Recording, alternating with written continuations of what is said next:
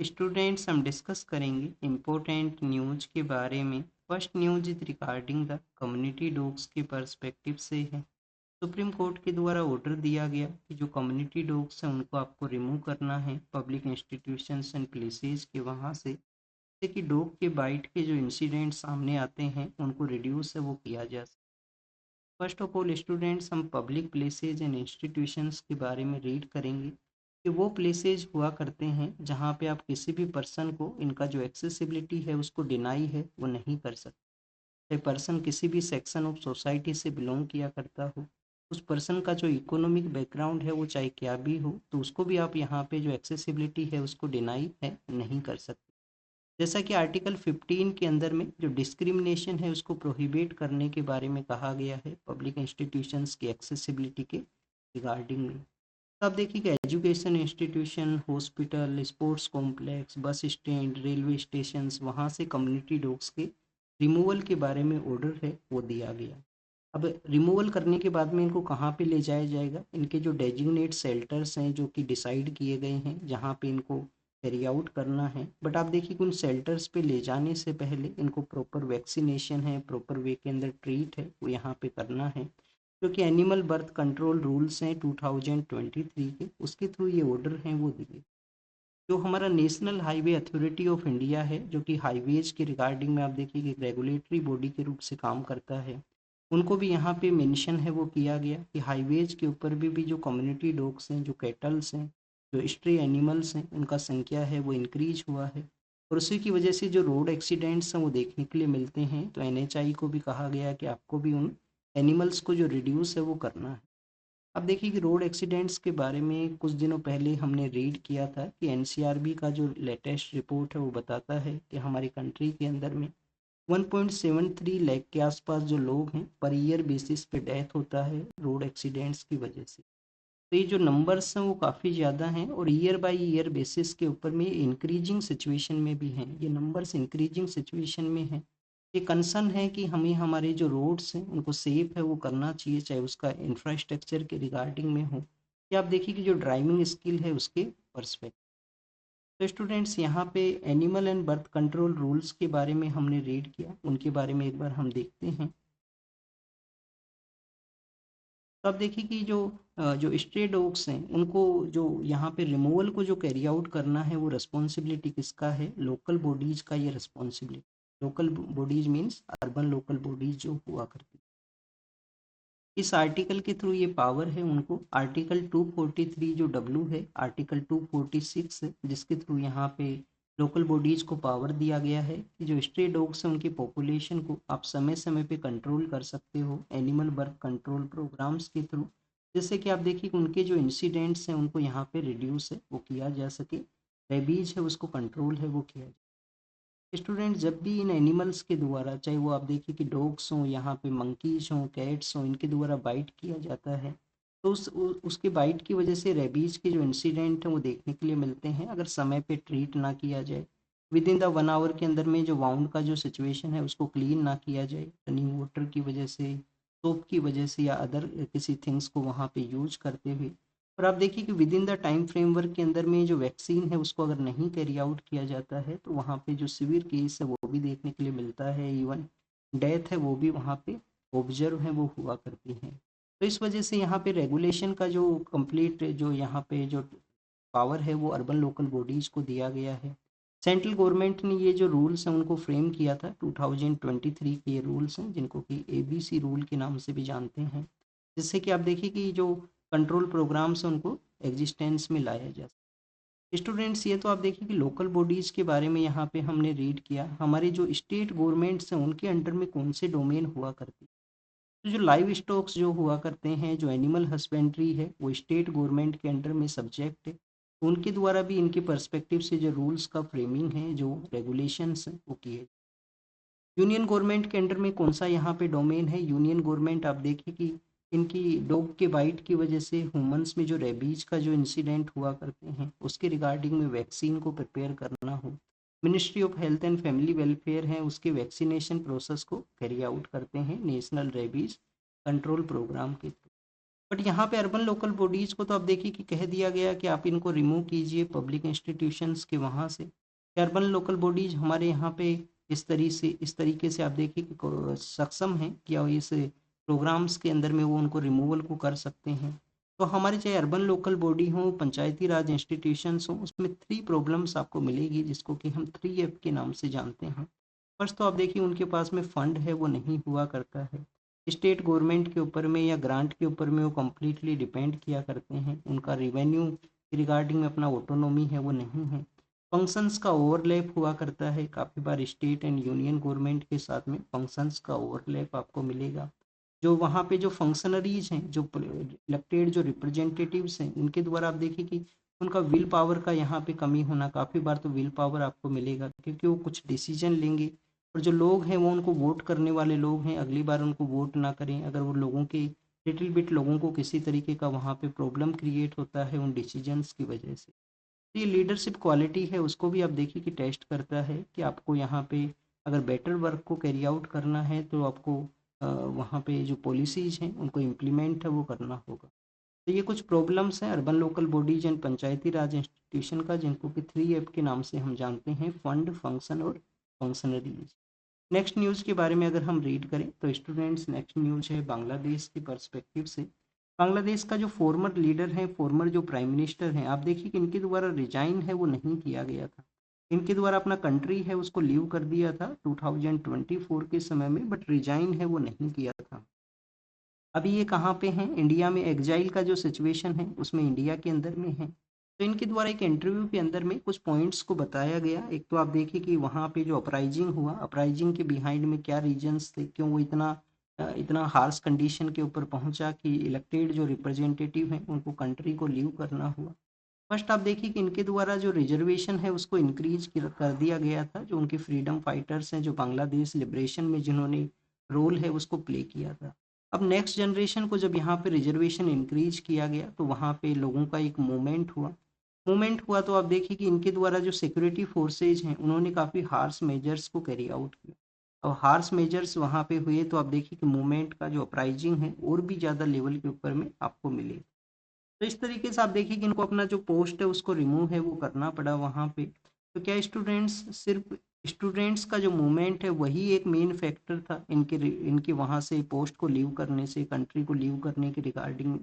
अब देखिए कि कुछ बिग पावर्स का रोल है वो भी बताया गया है। इन्होंने पहले भी अपने एक इंटरव्यू के अंदर में कि जो बांग्लादेश का जो सदर्न एक्सटेंशन है वहाँ पे आप देखिए कि सेंट मार्टिन नाम का एक आइलैंड है। सेंट मार्टिन आइलैंड है, कहाँ पे है ये? बे ऑफ बंगाल के अंदर में। इंडिया इमर्जिंग सिचुएशन में है तो इंडिया को भी आप देखिए कि कंट्रोल करने के लिए, रेगुलेट करने के लिए यूएस वहाँ पे अपना एक बेस है उसको डेवलप करना चाहता था। सेंट मार्टिन आइलैंड पे अपना बेस है उसको डेवलप करना चाहता था और इन्होंने डिनाई है वो कर दिया था वहाँ। तो यूएस का भी यहाँ पे मेन फैक्टर बताया गया है और भी अदर पावर्स हैं उनका भी रोल बताया गया है कि उनका भी रोल है इनको रिमूवल करने के रिगार्डिंग में। और कोई भी आप देखिए कि जो बिग पावर्स है वो नहीं चाहते कि लंबे समय तक कोई इलेक्टेड रिप्रेजेंटेटिव है वो किसी एक कंट्री के अंदर में वहाँ पे इस्टेब्लिश करे, वहाँ पे रहे। सेकंड आप देखिए कि अब प्रेजेंट समय में लास्ट 15 मंथ के दौरान में मोहम्मद यूनस जो हैं, जो कि नोबेल प्राइज भी उनको मिला था माइक्रो फाइनेंस के उनके वर्क के रिगार्डिंग में। तो मोहम्मद यूनस का जो इस समय जो टाइम पीरियड है उसको आप देखिए कि अनअकाउंटेबल गवर्नमेंट के रूप से आप देख सकते हो कि 15 मंथ विदाउट इलेक्शन के 17 करोड़ के आसपास बांग्लादेश का पॉपुलेशन है उसको वो रिप्रेजेंट करते हैं। इसके अलावा आप देखिए कि आने वाले समय में जब इलेक्शंस होंगे तो इनका जो पार्टी है उसको बैन भी कर दिया गया है। तो इनका पार्टी को बैन किया गया है आने वाले इलेक्शंस के रिगार्डिंग में। जो इंटरनेशनल एक क्राइम ट्राइब्यूनल है, जो फॉर्मर पीएम है शेख हसीना उन्हीं के द्वारा सेटअप किया गया है, इंटरनेशनल क्राइम ट्राइब्यूनल। क्या ये कोई इंटरनेशनल ऑर्गेनाइजेशन है? International crime tribunal international organisation है वो नहीं है। इनके द्वारा सेटअप किया गया था 2009 में। उसका अल्टीमेट एम यही था कि जो बांग्लादेश लिबरेशन के समय में जिन लोगों ने पाकिस्तान को सपोर्ट किया था, पाकिस्तान के वो साथ में थे, तो वो लोग आप देखिए कि उनको प्रोसिक्यूट है वो किया जा सके। अब इनके अगेंस्ट में जो भी वहाँ पे चार्जेस लगे हैं, जो उनका जजमेंट आने वाले समय में आएगा उसको ये अपोज करते हैं और उसके अगेंस्ट में ये पिटीशन फाइल करते हैं इंटरनेशनल क्रिमिनल कोर्ट के अंदर में। कहाँ पे? इंटरनेशनल क्रिमिनल कोर्ट में, जो कहाँ पे सिचुएटेड है इसका हेडक्वार्टर? हेग के अंदर में। कहाँ पे है स्टूडेंट्स? हेग में इसका हेडक्वार्टर है, जहाँ पे इंटरनेशनल कोर्ट ऑफ जस्टिस का भी है। तो हेग के वहाँ पे इसका हेडक्वार्टर है। आपको हमारे यूपीएससी के एग्जाम से रिलेटेड क्या बेसिक इन्फॉर्मेशन होना चाहिए? इंडिया और बांग्लादेश का जो बॉर्डर है वो कितना है? 4096 किलोमीटर। 4096 किलोमीटर। हमारे 5 स्टेट्स हैं जो अपना एरिया है वो शेयर करते हैं। बांग्लादेश इसके अंदर में अराउंड हाफ के आसपास जो बॉर्डर है वो वेस्ट बंगाल है, वही शेयर करता है बांग्लादेश के साथ में। नेक्स्ट आप देखिए कि यूपीएससी ने एक बार एक क्वेश्चन पूछा था प्रीलिम्स के पेपर के अंदर ही, कुछ कंट्रीज के नेम मेंशन कर दिए और बता दिया कि जो लैंड बॉर्डर है वो सबसे लार्जेस्ट किस कंट्री में है। तो यूएसए और कनाडा है वो उसका आंसर है, आपको ये पता होना चाहिए। हमारा जो बांग्लादेश के साथ में जो बॉर्डर है वो 5th लार्जेस्ट नंबर पे है। नेक्स्ट अगर हम बात करें स्टूडेंट्स, यहाँ पे जो न्यूज़ है वो है एयर इंडिया का जो प्लेन क्रैश हुआ था उसके बारे में। कोर्ट के अंदर में जो फैमिली मेंबर हैं, पायलट के फैमिली मेंबर वो पहुंचे हैं। कोर्ट ने ऑब्जर्व किया है कि पायलट का जो फॉल्ट है वो कंट्री भी ऑब्जर्व नहीं करता। अब आप देखिए कि यहाँ पे इस तरीके से स्टेटमेंट है वो क्यों दिया गया। उसके बिहाइंड में जो रीजन है वो ये है कि स्टूडेंट जो जो जो प्लेन जो है, प्लेन का जो मैन्युफैक्चरिंग कंपनीज हैं काफ़ी बार उनके डिफेक्ट हुआ करते हैं। जैसे प्लेन का मैन्युफैक्चरिंग कंपनीज कौन कौन सी हैं? एक तो आप देखिए कि बोइंग है, एक एयरबस नाम से कंपनी है। बोइंग और एयरबस हैं, ये डोमिनेटेड कंपनीज हैं। तो बोइंग का तो पहले भी एक इंसिडेंट सामने आया था, जैसे कि उनका एक 737 मैक्स नाम से एक प्लेन था और उसकी क्रैश है वो स्टार्ट हुए। तो इनिशियली पार्ट के अंदर में तो पायलट को ही आप देखिए कि टारगेट है वो किया गया था कि पायलट के द्वारा ये उनको चलाना नहीं आता था, उसमें स्किल्स का कमी था। बट बाद में वो समझ में आया कि जो 737 उसका इन्वेस्टिगेशन हुआ कंटिन्यूस, तो पता लगा कि वहाँ पे उस प्लेन के मैन्युफैक्चरिंग के अंदर ही एक इस तरीके का सिस्टम था जिसको पायलट्स को उसके बारे में जानकारी है वो नहीं था। क्या ये जो एयर इंडिया का जो क्रैश हुआ है वो सेम ही प्लेन यहाँ पे था? सेम प्लेन नहीं था, ये डिफरेंट था। 787 नाम से एक प्लेन था यहाँ पे। अब आप देखिए कि रिसेंटली एक एयरक्राफ्ट एक्सीडेंट इन्वेस्टिगेशन ब्यूरो का भी एक रिपोर्ट है वो सामने आया था इसी के रिगार्डिंग में, इस प्लेन क्रैश के रिगार्डिंग में। सुप्रीम कोर्ट ने कहा है कि जो वेस्टर्न पावर जो रिपोर्ट्स हैं, जो वेस्टर्न डोमिनेटेड जो रिपोर्ट्स हैं उनको हम एक्सेप्ट नहीं करते हैं। पायलट का जो फॉल्ट है वो नहीं है, एक इंडिपेंडेंट वे के अंदर में यहाँ पे इन्वेस्टिगेट है वो किया जाएगा। तो फर्स्ट ऑफ ऑल हम यहाँ पे एयरक्राफ्ट एक्सीडेंट इन्वेस्टिगेशन ब्यूरो है उसके बारे में रीड करते हैं। आप देखिए कि ये जो एयरक्राफ्ट एक्सीडेंट इन्वेस्टिगेशन ब्यूरो जो है हमारा मिनिस्ट्री ऑफ सिविल एविएशन के अंडर में है। आपको एक जानकारी ये भी होना चाहिए, कुछ दिनों पहले हमने रेलवे के बारे में रीड किया था, commission for railway safety, commission for railway safety, ये भी इसी मिनिस्ट्री के अंडर में है। तो aircraft accident investigation bureau government of India का जो मिनिस्ट्री ऑफ सिविल एविएशन है उसके अंडर में है। एयरक्राफ्ट के जो एक्सीडेंट्स हैं उनको ये इन्वेस्टिगेट करता है। पहले आप देखिए कि डीजीसीए नाम का जो ऑर्गेनाइजेशन है, director general of civil aviation, वो यहाँ पे इन्वेस्टिगेट्स को कंडक्ट है वो किया करता था। पर जो इंटरनेशनल सिविल एविएशन का जो ऑर्गेनाइजेशन है, इंटरनेशनल सिविल एविएशन का ऑर्गेनाइजेशन कहाँ पे सिचुएटेड है? ये यूएन का बॉडी है स्पेशली सिविल एविएशन के रिगार्डिंग में। तो स्टूडेंट्स ये जो ऑर्गेनाइजेशन है वो कनाडा के अंदर में है। कनाडा में एक जगह है मॉन्ट्रियल, कनाडा में मॉन्ट्रियल नाम की जो जगह है वहाँ पे इसका हेडक्वार्टर है। चिकागो कन्वेंशन के थ्रू इसको सेटअप किया गया था। तो उसी के अंडर में आप देखिए कि उन्होंने अपने एक रिपोर्ट्स में बताया कि आपको एक इंडिपेंडेंट इन्वेस्टिगेशन एजेंसी को डेवलप करने का ज़रूरत है। तो 2012 के समय में हमने एयरक्राफ्ट एक्सीडेंट इन्वेस्टिगेशन ब्यूरो को यहाँ पे डेवलप है वो किया। नेक्स्ट अगर हम बात करें स्टूडेंट्स, अभी एयरप्लेन्स के ही रिगार्डिंग में एक और न्यूज़ यहाँ पे था कि जो एटीसी जो हुआ करता है, एयर ट्रैफिक कंट्रोलर जो हुआ करता है, उसमें कुछ इंसिडेंट्स हैं वो सामने आए हैं। हमारे यहाँ पे काफ़ी सारी जो फ्लाइट्स हैं वो डिले हुई हैं। कुछ दिनों पहले हमने रीड किया था कि हमारे यहाँ पे दिल्ली के नियर बाई एरियाज़ के अंदर में तो प्लेन्स का जो ट्रैवलिंग सिचुएशन है उसमें भी कुछ वहाँ पे जो मिस्टेक्स हैं वो सामने आने लगी थी। तो उसके बारे में भी रिपोर्ट है वो किया गया था। अब एटीसी के अंदर में जो ऑटोमेटिक मैसेंजर एक स्विचिंग सिस्टम हुआ करता है एटीसी का, वैसे आप देख लीजिए कि कंप्लीट वर्क है वो हुआ करता है जब फ्लाइट वहाँ पे फ्लाई करता है, जब वो प्लेन स्पेस में हुआ करता है और जब तक वो आप देखिए कि ग्राउंड के ऊपर में नहीं आता है, तो एटीसी के द्वारा ही उसको कम्प्लीटली रेगुलेट किया जाता है। तो ऑटोमेटिक मैसेंजर जो स्विचिंग सिस्टम है उसके यहाँ पे प्रॉब्लम की वजह से, या आप देखिए कि उसको साइबर फ्रॉड या हैक करने का कोशिश का भी एक रिपोर्ट था, वो कुछ मीडिया हाउसेस के द्वारा इस तरीके से भी रिपोर्ट किया गया, तो उसकी वजह से भी ये डिले है वो होने हुआ है। यूएस के जो प्रेसिडेंट हैं डोनाल्ड ट्रम्प, इस न्यूज़ को रीड करने से पहले यहाँ पे देख लेते हैं एसआईआर के बारे में। जो अब देखिए कि स्पेशल इंटेंसिव रिवीजन है वोटर लिस्ट के रिगार्डिंग में, तो सुप्रीम कोर्ट में पेटिशन आया है स्टेट गवर्नमेंट्स का, जिसको कि नवंबर 11 को सुप्रीम कोर्ट के द्वारा सुना है वो जाएगा।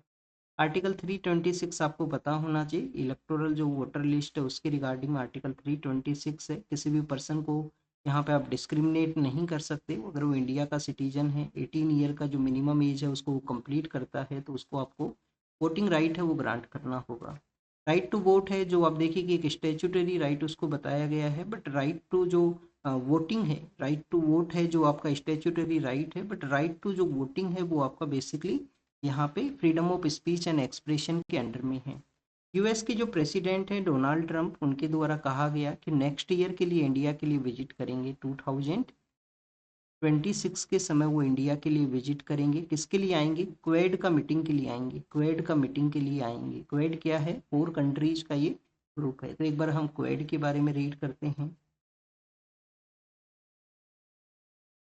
क्वेड समिट आप देखिए कि इंडिया उसको होस्ट करेगा। वैसे इंडिया लास्ट समिट को होस्ट करता, बट यूएस के जो पहले के जो प्रेसिडेंट थे, फॉर्मर प्रेसिडेंट, वहाँ पे यूएस प्रेसिडेंट इलेक्शन होने की वजह से उनके द्वारा कहा गया नेक्स्ट समिट को आप होस्ट करना, ये समिट हमारे द्वारा होस्ट कर लिया जाए।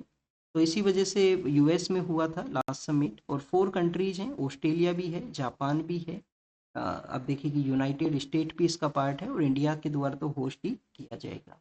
अलग अलग फ्रेमवर्क के ऊपर में ये काम करता है, स्पेशली जो इंडो पैसिफिक का जो रीजन है, इंडो पैसिफिक को फ्री और ओपन इंक्लूसिव के रूप से किस तरीके से सेटअप किया जाए, ये इनका यहाँ पे अल्टीमेट टारगेट है। क्वेड आप देखिए कि जो फ्रेमवर्क है उसका अल्टीमेट एम यही है कि प्रैक्टिकली वे के अंदर में जो कोऑपरेशन है उसको प्रमोट किया जा सके इन 4 कंट्रीज के द्वारा। एवरी ईयर बेसिस के ऊपर में जो फील्ड्स हैं जो यहाँ पे आइडेंटिफाई हुआ करते हैं, चाहे मैरी टाइम का डोमेन हो, ट्रांसनेशनल सिक्योरिटी हो, इकोनॉमिकल पर्सपेक्टिव हो, इन सब एरियाज में मोर कोऑपरेशन हो सके, इंडो पैसिफिक को एज ए वन डोमेन के रूप से यहाँ पे डेवलप है वो किया जा सके। स्टूडेंट्स आप क्या जो जापान, तो आप देखिए कि यहाँ पे कंप्लीट एरिया है वो शेयर करता है, जो जो रिम का एरिया है, पैसिफिक रिंग ऑफ फायर है, वहाँ पे ये सिचुएटेड है। इस वजह से आपको अर्थक्वेक एंड वो सब सिचुएशन वहाँ पे देखने के लिए मिलेगा। यूएस भी आप देखिए कि यहाँ पे जो पैसिफिक के अंदर में उनका प्रेजेंस है, और काफ़ी सारे इनके इंडियन ओशियन रीजन के अंदर में भी जो बेसेज वो सिचुएटेड हैं। इंडिया इंडियन ओशियन रीजन को डोमिनेट करता है। इंडियन ओशियन रीजन के अंदर में हम नेट सिक्योरिटी प्रोवाइडर या सागर जो इनिशिएटिव हुआ करता था, security and growth for all in the region, जिसको कि हमने हमने किस में डेवलप किया? महासागर में। महासागर क्या है? Mutual holistic security and growth for all in the region. Net security provider के रूप से हम अपने आप को डेवलप करना चाहते हैं यहाँ पे इंडियन ओशियन रीजन के अंदर में। तो महासागर इनिशिएटिव है हमारा। स्टूडेंट्स, ऑस्ट्रेलिया का भी इंडियन ओशियन रीजन के अंदर में कोई आइलैंड है, तो आप देखिए कि जो क्रिसमस आइलैंड है, जो क्या है? क्रिसमस आइलैंड है, जो कि 3 जो स्टेट्स हैं उनकी उन्हीं के पास में ये सिचुएटेड है। तो क्रिसमस आइलैंड है जो कि ऑस्ट्रेलिया का एक ओवरसीज टेरिटरी है इंडियन ओशियन रीजन के अंदर में। रिसेंटली यूएस के लीडर के द्वारा G2 नाम से एक जो जो ग्रुपिंग है उसको फॉर्मेशन किया गया। ऑफिशियली ग्रुपिंग नहीं बोल सकते इसको। इसको आप देखिए कि यूएस और चाइना जिसको इन्होंने अपना G2 का नाम दिया है, कि G2 के थ्रू ये दोनों कंट्री हैं वो एक दूसरे के साथ में कोऑपरेशन को कैरी आउट करेंगे। अगर G2 यहाँ पे प्रमोट होता है, यूएस और चाइना यहाँ पे अपने कोऑपरेशन को कैरी आउट करते हैं, तो इंडिया और क्वेड है उसको इम्पैक्ट है वो हो सकता है। ये पॉसिबिलिटी है, वो बताया गया था एक रिपोर्ट के अंदर में। काफ़ी सारी रिपोर्ट्स पब्लिश होती हैं आईआर के रिगार्डिंग में, तो उसी में आप देखिए कि एक पॉसिबिलिटी है उसको भी बताया गया। अब यूएस की जो प्रेसिडेंट है उनके रिगार्डिंग में एक और न्यूज़ है यहाँ पे, एक और न्यूज़ पिछले कुछ दिनों से वो न्यूज़पेपर में मेंशन था, इंडियन एक्सप्रेस के अंदर भी इसके बारे में रिपोर्टिंग है वो हुआ है, कि जो G20 का समिट ऑर्गेनाइज होगा। G20 का समिट कहाँ पे ऑर्गेनाइज होगा? साउथ अफ्रीका के अंदर में ये ऑर्गेनाइज होगा। और साउथ अफ्रीकन कंट्रीज को आप देखिए कि वो कंटिन्यूस अपोज भी करते हैं। उनके द्वारा नाइजीरिया के अंदर में भी मिलिट्री ऑपरेशन के बारे में कहा गया, अगर क्रिश्चियंस को टारगेट किया जाएगा। साउथ अफ्रीका के लीडर को उन्होंने मेंशन किया था प्रेस कॉन्फ्रेंस के ही दौरान में कि वहाँ पे जो वाइट पीपल्स हैं उनको टारगेट है वो ना किया जाए। तो साउथ अफ्रीका का जो जोहान्सबर्ग नाम का जो सिटी है वहाँ पे ये समिट है वो ऑर्गेनाइज होगा। G20 का प्रेसिडेंसी है, क्योंकि ये फोरम है परमानेंट, इसका जो हेडक्वार्टर है वो नहीं है G20 का। जहाँ पे भी समिट ऑर्गेनाइज होता है 1 ईयर के लिए हेडक्वार्टर वहाँ पे टेम्परेरी बेसिस पे डेवलप होता है। फर्स्ट टाइम अफ्रीकन सोइल के ऊपर ये ऑर्गेनाइज होने वाला है, जो कि पहले आप देखिए कि रिजर्व बैंक के जो गवर्नर हैं, जो सेंट्रल बैंक होता है हर एक कंट्री का, तो हमारा जैसे रिजर्व बैंक ऑफ इंडिया है, फाइनेंस मिनिस्टर्स हैं, उनका ये समिट होता था इनिशियली 99 से लेकर 2008 तक। फिर 2008 के समय इसको लीडर्स के समिट के रूप से प्रमोट है वो कर दिया गया। कितने कंट्रीज इसके पार्ट हैं? यूपीएससी ने 2020 का जो प्रीलिम्स का पेपर था उसमें ये क्वेश्चन पूछ लिया था कि कितनी कंट्रीज हैं। कुछ कंट्रीज के नाम मेंशन कर दिए, 4 कंट्रीज के नाम मेंशन कर दिए, पूछ लिया कि इसमें कौन कौन से ऐसे कंट्री हैं जो G20 का यहाँ पे पार्ट हैं। तो आप देखिए कि अर्जेंटीना इसका पार्ट है। अर्जेंटीना जो कि यूएस फेवर वहाँ पे आपको लीडरशिप है वो देखने के लिए मिलेगा, इस वजह से इन्होंने जो ब्रिक्स को ज्वाइन करने से भी मना कर दिया। ऑस्ट्रेलिया है वो इसका पार्ट है। ब्राज़ील है, ब्राज़ील जो कि लैटिन अमेरिका के अंदर ही है, जहाँ पे अभी रिसेंटली ब्रिक्स का मीटिंग भी ऑर्गेनाइज हुआ था। और ब्राज़ील और इंडिया आप देखिए कि वो कंट्रीज हैं जिनके ऊपर में काफ़ी ज़्यादा जो टैरिफ है वो यूएस इम्पोज करता है। फिर कनाडा है जो कि यूएस के नॉर्दर्न पार्ट में है। फिर आप देखिए कि चाइना है, फ्रांस है, जर्मनी है, इंडिया है, इंडोनेशिया है, इटली है, जापान है, साउथ कोरिया है, मेक्सिको है, रसिया है, सऊदी अरेबिया है। जो हमारा मिडिल ईस्ट है वहाँ से सिर्फ ओनली एक ही कंट्री है, सऊदी अरेबिया। फिर आप देखिए कि साउथ अफ्रीका है जो कि लैटिन जो अफ्रीकन कॉन्टिनेंट है वहाँ से भी आपको ओनली कंट्री है वो देखने के लिए मिलेगा, साउथ अफ्रीका है। फिर स्टूडेंट्स यहाँ पे जो कंट्री है वो है तुर्कई, जो कि कुछ पार्ट उसका यूरोप के अंदर में है, कुछ पार्ट एशिया के अंदर में है, और काफ़ी इम्पोर्टेंट वहाँ से जो स्ट्रेट हैं वो भी पास करती हैं। यूके है और यूएस है, यूके और यूएस है, दो ग्रुप भी हैं यहाँ पे। एक है यूरोपियन यूनियन, एक है यूरोपियन यूनियन, एक है अफ्रीकन यूनियन। अफ्रीकन यूनियन जब इंडिया में इसका समिट ऑर्गेनाइज हुआ था 2023 के समय में, तो उस दौरान में आप देखिए कि इसको ऑफिशियली ज्वाइन है वो करवाया गया। हेडक्वार्टर कहाँ पे है अफ्रीकन यूनियन का? एडिस अबाबा में। एडिस अबाबा में इसका हेडक्वार्टर है, जो कि इथोपिया के अंदर में है। तो G20 का समिट के लिए उन्होंने डिनाई किया था, इस वजह से भी ये जो टॉपिक है वो न्यूज में था, जिसको हमने अभी यहाँ पे रीड किया। नेक्स्ट अगर हम बात करें स्टूडेंट्स, द हिंदू का एक जो सस्टेनेबिलिटी की रिगार्डिंग में एक समिट ऑर्गेनाइज हुआ है, तो उसी के बारे में यहाँ पे मेंशन है वो किया गया। तो आप देखिए एग्जाम के लिए नहीं इम्पोर्टेंट है कि यहाँ पे जो सिटी वाइज जो न्यूज़ हैं, जो जिसमें एग्जाम से रिलेटेड जो न्यूज़ रहेगा उसको हम यहाँ पे डिस्कस है वो करेंगे। नेक्स्ट आप देखिए कि यहाँ पे भी वो सस्टेनेबिलिटी का जो समिट है उसी के डिस्कशन को यहाँ पे बताया गया है। नेक्स्ट अगर हम बात करें स्टूडेंट्स, यहाँ पे ये इम्पोर्टेंट न्यूज़ है हमारे लिए। मधुमलाई जो टाइगर रिजर्व है, जिसमें आप देखिए कि सुप्रिया साहू जो सेक्रेटरी हैं इन्वायरमेंट एंड क्लाइमेट चेंज का, उनसे डिस्कशन है वो किया गया। काफ़ी बार ये ट्विटर के ऊपर भी इनके जो पोस्ट हैं वो आपको मिलेंगे। सुप्रिया जो साहू हैं उनके जो यहाँ पे इन्वायरमेंट के रिगार्डिंग में जो स्पीसीज हैं उनके रिगार्डिंग में। तो मधुमलाई जो टाइगर रिजर्व है वहाँ पे एक इन्वेजिव जो प्लांट स्पीसीज है वो हुआ करती थी, सेना ससेप्टिबिलिटी के नाम से उसको जानते हैं। उसका रिमूवल है वो हुआ है, उसको यहाँ पे मेंशन है वो किया गया। तो एक बार हम मधुमलाई टाइगर रिजर्व को देख लेते हैं। मधुमलाई टाइगर रिजर्व कहाँ पे है? ये आप देखिए कि तमिलनाडु के अंदर में है। तमिलनाडु में टोटल 5 टाइगर रिजर्व आपको मिलेंगे, जिसमें one of the tiger reserve है नीलगिरी माउंटेन्स के जो फुट हिल्स हैं वहाँ पे ये सिचुएटेड है। और नीलगिरी जो बायोस्फीयर रिजर्व है, जो नीलगिरी बायोस्फीयर रिजर्व है, जिसमें काफ़ी सारे टाइगर रिजर्व हैं, काफ़ी सारे नेशनल पार्क इसके पार्ट हैं, ये आपको पता होना चाहिए, जिसमें काफ़ी सारे नेशनल पार्क और टाइगर रिजर्व इसके पार्ट हैं। यूपीएससी ने एक बार क्वेश्चन क्या पूछा, क्वेश्चन ये पूछ लिया कि वहाँ पे प्रोटेक्टेड एरियाज मेंशन कर दिए ऑप्शंस के अंदर में, हर एक ऑप्शन में 3-4 ऑप्शन बता दिए, और क्वेश्चन ये पूछ लिया कि इनमें से कौन कौन से ऐसे हैं जो कि नीलगिरी बायोस्फीयर रिजर्व के पार्ट हैं। अब ये यहाँ पे नीलगिरी का पार्ट है, तो आप देखिए कि उस एरिया में होगा जहाँ पे तमिलनाडु, केरल और कर्नाटक अपना बॉर्डर है वो शेयर करते हैं। मोयार नाम का जो नदी है वो इस पार्क से पास है वो करती है मधुमलाई टाइगर रिजर्व या मधुमलाई नेशनल पार्क से। ये मधुमलाई के बारे में था, जो इन्वेजिव स्पीसीज है सेना ससेप्टिबिलिटी उसका रिमूवल है वो हुआ है। नेक्स्ट अगर हम बात करें स्टूडेंट्स यहाँ पे पंजाब यूनिवर्सिटी का कल हम रीड कर चुके हैं, फर्स्ट टीचिंग यूनिवर्सिटी जो ब्रिटिश के द्वारा सेटअप किया गया था। फिर आप देखिए कि ये सुंदरबन के बारे में है, जहाँ पे जो सेम सेक्स के जो पर्सन्स हैं उनके द्वारा शादी किया गया है, तो उसको बताया। होमोसेक्सुअलिटी जो इंडिया के अंदर में है वो आप देखिए कि पहले उसको स्पेशल मैरिज एक्ट के अंदर में रिकॉग्निशन है वो नहीं है, बट क्रिमिनल ऑफेंस को डिक्रिमिनलाइज है वो कर दिया गया था हमारे यहाँ पे।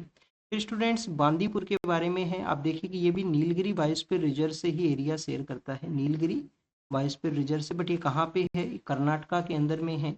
बांदीपुर नेशनल पार्क का जो जो टाइगर रिजर्व भी है, इसका जो सेटअप हुआ था जब टाइगर प्रोजेक्ट चलाया गया था 1973 के समय में, जब प्रोजेक्ट टाइगर चलाया गया तो उस समय इसको सेटअप है वो किया गया था। और बांदीपुर के अलावा आप देखिए नागरहोल जो है वहाँ पे भी ये जो जो सफारीज हैं उनको बैन किया गया है इस वजह से। ये स्टूडेंट्स बेसिकली यूएस के बारे में है, यूएस में जो वहाँ पे न्यूयॉर्क के मेयर के जो चुनाव हुए हैं उसके बारे में मेंशन किया गया। एग्जाम के लिए ज़्यादा कुछ इम्पोर्टेंट नहीं है।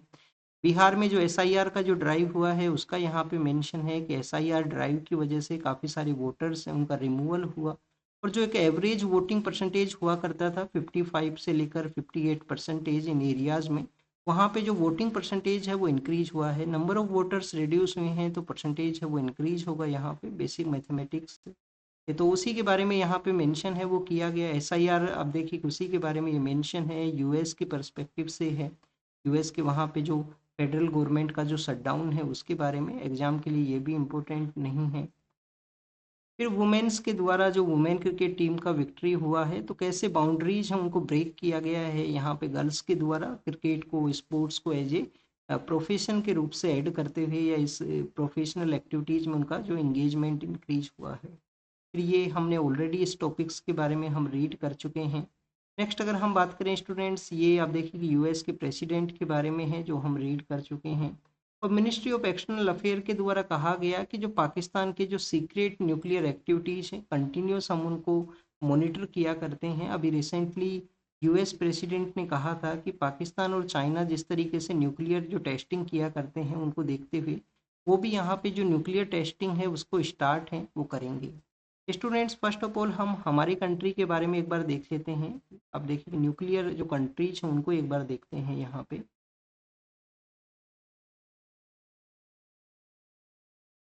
थोड़ा अपग्रेड में समय इसका लग रहा है।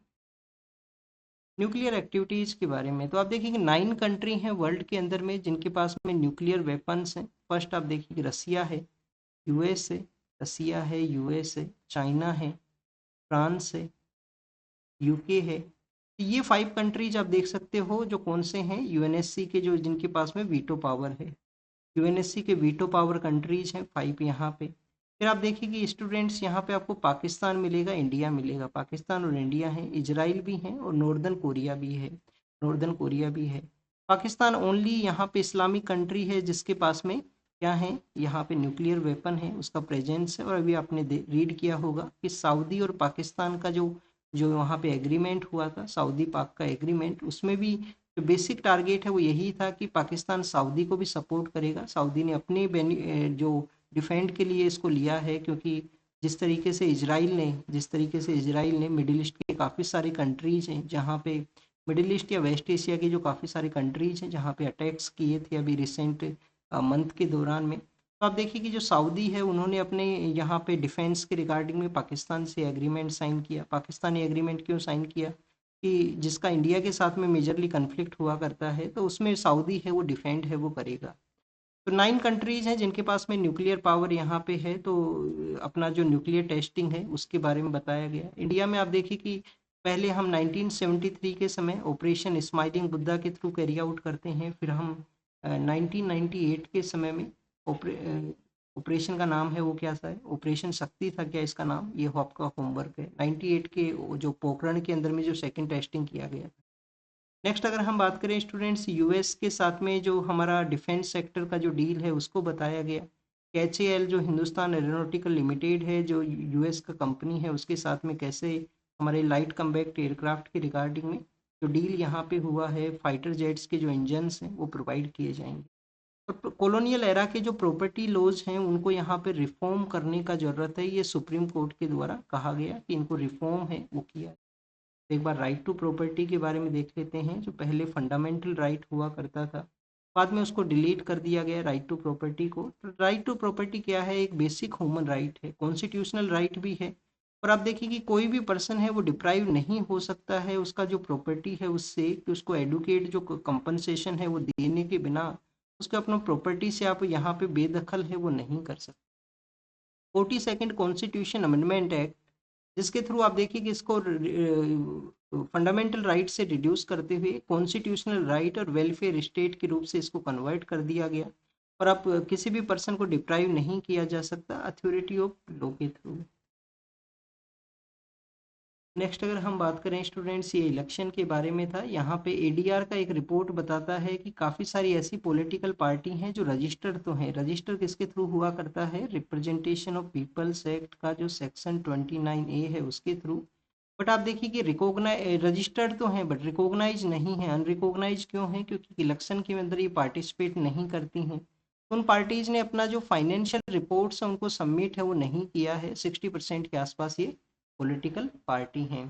फिर वंदे मातरम के बारे में है कि 19 जो हमारे पीएम सर ने एक पॉलिटिकल स्टेटमेंट है वन काइंड ऑफ, आप देखिए 1937 के समय जब कांग्रेस वंदे मातरम को एज ए नेशनल सॉन्ग के रूप से अडॉप्ट करती है, इंडियन नेशनल कांग्रेस, तो उस समय इसका जो 6 जो इसके पार्ट हुआ करते थे उसमें ओनली 4 पार्ट्स हैं जिनको यूज है वो किया गया। कांग्रेस ने यहाँ पे क्या कहा है? कांग्रेस ने कहा है कि जब नेशनल सॉन्ग कांग्रेस ने अडॉप्ट किया था, गवर्नमेंट ने अडॉप्ट कब किया? हमारी कॉन्स्टिट्यूशन असेंबली जब क्रिएट हो गया था, तो कॉन्स्टिट्यूशन जब कमेंसमेंट में आने वाला था, फ्रेम के बाद में आप देखिए कि कमेंसमेंट में आने वाला था 24 जनवरी 1950 को। हम बेसिकली 3 वर्क को कैरी आउट करते हैं। राजेंद्र प्रसाद हमारे फर्स्ट प्रेसिडेंट, नेशनल एंथम और नेशनल सॉन्ग है, उनको अडॉप्ट है वो किया गया था कॉन्स्टिट्यूशन असेंबली के द्वारा उस समय में। ये कांग्रेस का अडोप्शन है।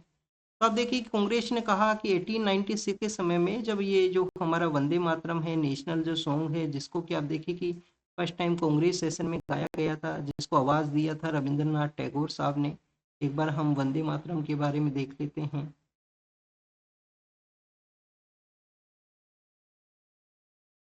वंदे मातरम के बारे में ये बेसिक इन्फॉर्मेशन है। 150 इसका एनिवर्सरी हुआ है, नेशनल सॉन्ग है, बंकिम चंद्र चटर्जी के द्वारा इसको कंपोज किया गया था। और फर्स्ट टाइम ये जो पब्लिश हुआ था वो बंग दर्शन नाम से एक लिटरेरी जर्नल है, जो कि आप देखिए कि आनंद मत का ही एक पार्ट हुआ करता है, तो उसमें फर्स्ट टाइम ये पब्लिश होता है। पर बाद में इसको जो कंपोज किया गया, बाद में इसको जो पब्लिश किया गया वो आनंद मठ के अंदर में किया गया था 1882 के समय। कल हमने ये टेलीग्राम चैनल पे आपसे एक क्वेश्चन पूछा था। 1896 के समय कांग्रेस सेशन हुआ था, जब उसका लीडरशिप है वो रहमतुल्ला सयानी नाम से जो पर्सन है वो कैरी आउट करते हैं। और आप देखिए कि फिर यहाँ पे रविंद्रनाथ टैगोर साहब हैं जिन्होंने अपना वॉइस दिया था इसको। और हमारा कंप्लीटली जो फ्रीडम स्ट्रगल है उसमें ये इंस्पिरेशन का काम है वो करता है। तो ये आपसे क्वेश्चन हो सकता है, लीडरशिप किसने कैरी आउट किया था वहाँ पे।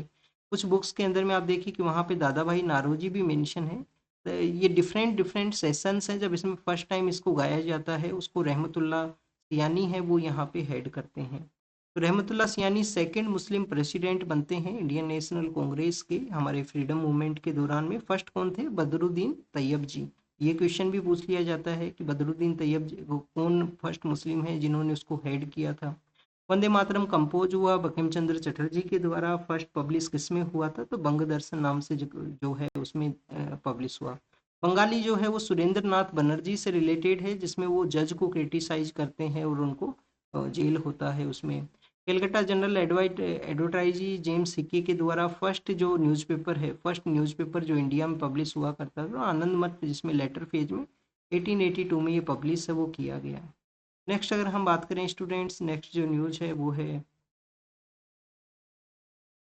एटीसी का न्यूज़ हम देख चुके हैं। वंतारा के बारे में है, हमारे जो बैंकिंग इंस्टीट्यूशंस हैं वो मेच्योर सिचुएशन में है, इसको बताया गया है यहाँ पे आरबीआई के जो हेड हैं उनके द्वारा।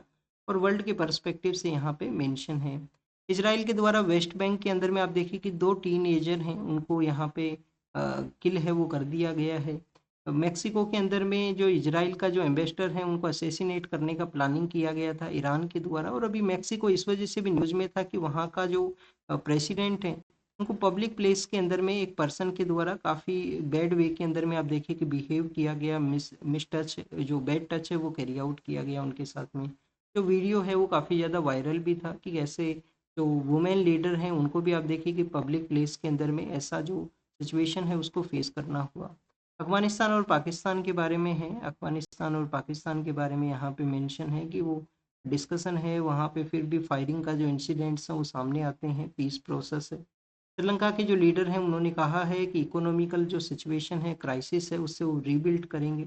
और गजा के लिए आप देखिए कि जो ग्लोबल फोर्सेज हैं उनको ये जल्द ही वहाँ पे कैरी आउट करेंगे, और चाइना ने अपना जो एयरक्राफ्ट कैरियर है उसको डेवलप किया है। इंडोनेशिया के बारे में है, वहाँ पे बॉम्बिंग ब्लास्ट के बारे में मेंशन किया गया। और स्टूडेंट्स यहाँ पे जो है वो है बेसिकली यहाँ पे सीरिया के बारे में कि यूएस का जो बेस है वो डेवलप किया जा सकता है। अब इन प्लेसेस को एक बार हम डिस्कस कर लेते हैं, सॉरी, प्लेसेस को एक बार प्रैक्टिस कर लेते हैं। बेसिकली आप देखिए कि अभी हमने वेस्ट बैंक के बारे में देखा, तो ये बेसिकली स्टूडेंट्स यहाँ पे इजराइल का पार्ट है, और ये जो एरिया है जिसको वेस्ट बैंक बोला करते हैं, वेस्ट बैंक मीन्स किसका, यहाँ पे एक रिवर फ्लो करती है, रिवर का नाम है जॉर्डन रिवर। जी, रिवर का नाम क्या है, जॉर्डन रिवर। ये नॉर्दर्न पार्ट में जो कंट्री है वो कौन सा है, लेबनान यहाँ पे है। ये साइप्रस है जहाँ पे हमारे लीडर विजिट के लिए गए थे जब वापस से आ रहे थे G7 की मीटिंग को अटेंड करके। और स्टूडेंट्स इस एरिया के अंदर में गाजा स्ट्रिप है, ये एरिया गाजा स्ट्रिप है, और ये इजिप्ट का जो पार्ट है जिसको कि बोला करते हैं साइनाई पेनिनसुला, सिनाई पेनिनसुला इसको बोलते हैं, और इसी से जो स्वेज कैनाल है वो पास करता है। यहाँ पे जॉर्डन है। काफ़ी बार आपसे क्वेश्चन पूछ लिया जाएगा कि क्या जो इजराइल है वो रेड सी को टच करता है। रेड सी को आप देखिए कि गल्फ ऑफ अकाबा के थ्रू यहाँ पे जो टच है वो करता है, गल्फ ऑफ अकाबा के थ्रू। सीरिया को भी टच किया करता है। सीरिया का जो गोलान हाइट्स का एरिया है उसको भी इजराइल ने अपने कंट्रोल में लिया है 1967 के समय में, 6 डे वॉर्स के समय उसको कैप्चर कर लिया था। और यहाँ पे सीरिया का एक जो हाईएस्ट माउंटेन है, माउंट हॉर्मोन जो है, वो यही इसी एरिया में सिचुएटेड है। अभी हमने सीरिया के बारे में देखा जिसमें काफ़ी सारी कम्युनिटीज़ रहा करती हैं। ये सीरिया है, नॉर्दर्न पार्ट में टर्की है, इधर लेबनान है, इधर आप देखिए कि इजराइल है, इधर जॉर्डन है, और इधर इराक है वो अपना एरिया शेयर करता है। तो this is all the information related to the today's newspaper. आप इसको रीड कीजिए, रिवाइज कीजिए, जो भी इन्फॉर्मेशन आपको मिला है उसको नोट डाउन कीजिए। Thank you students, thank you very much.